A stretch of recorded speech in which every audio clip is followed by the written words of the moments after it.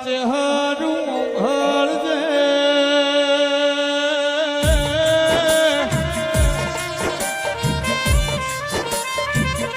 પ્રકાશ ભાઈ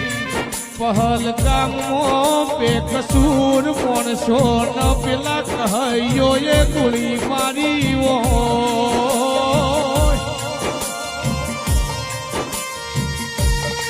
માનો ના છોકરા બાપની વાત જોવા એવો દાડો આયો